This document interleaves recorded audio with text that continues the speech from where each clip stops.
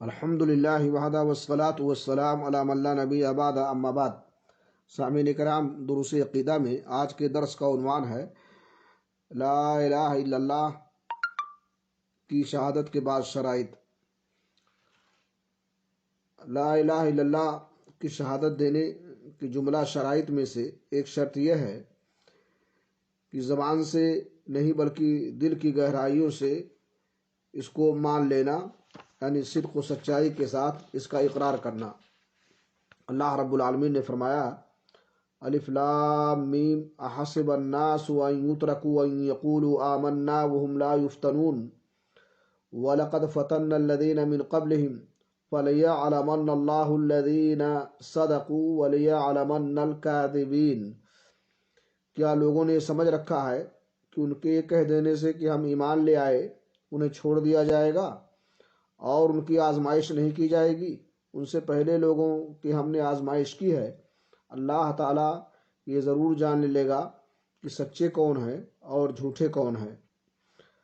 نبی اکرم صلی اللہ علیہ وسلم نے فرمایا ما من احد یشہد ان لا الہ الا اللہ وان محمد رسول اللہ صدقا من قلبہ الا حرمہ اللہ علی النار۔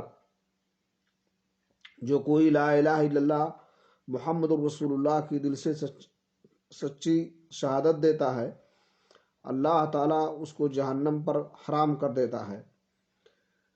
اسی طرح سے آپ نے اس اعرابی کے لیے افلح ان صدق فرمایا، یعنی اگر وہ اپنی بات میں سچا ہے تو کامیاب ہو گیا، جسے آپ نے شرائع اسلام کی تعلیم دی اور وہ یہ کہتا ہوا واپس جانے لگا کہ اللہ کی قسم میں اس پر نہ کچھ اضافہ کروں گا اور نہ اس میں کچھ کم کروں گا۔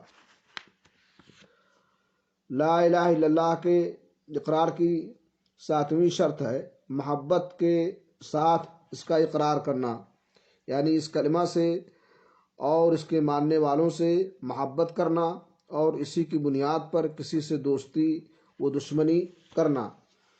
اللہ نے فرمایا یا ایھا الذین آمنوا من یرتد منکم عن دینہ فسوف یأتی اللہ بقوم یحبهم ویحبونہ۔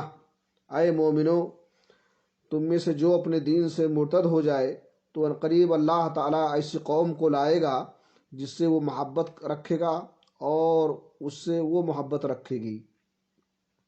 اللہ کے رسول نے فرمایا ثلاث من کن فیہ وجد بہن حلاوۃ الایمان ان یکون اللہ ورسولہ احب الیہ مما سواہما وان یحب المرء لا یحبہ الا للہ وان یکرہ ان یعود فی الکفر بعد اذ انقذہ اللہ منہ کما یکرہ ان یقذف فی النار۔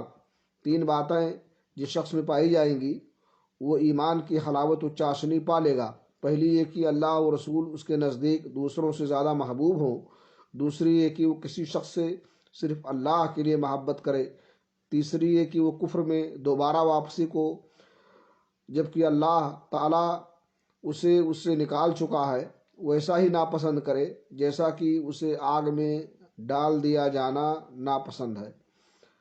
اللہ رب العالمین سے دعا ہے کہ اللہ تعالیٰ ہمیں صدق و سچائی کے ساتھ کلمہ توحید کے اقرار کرنے کی توفیق عطا فرمائے اور اس کے تقاضے کا ہم پاس و لحاظ رکھیں۔ وآخر دعوانا الحمدللہ رب العالمین۔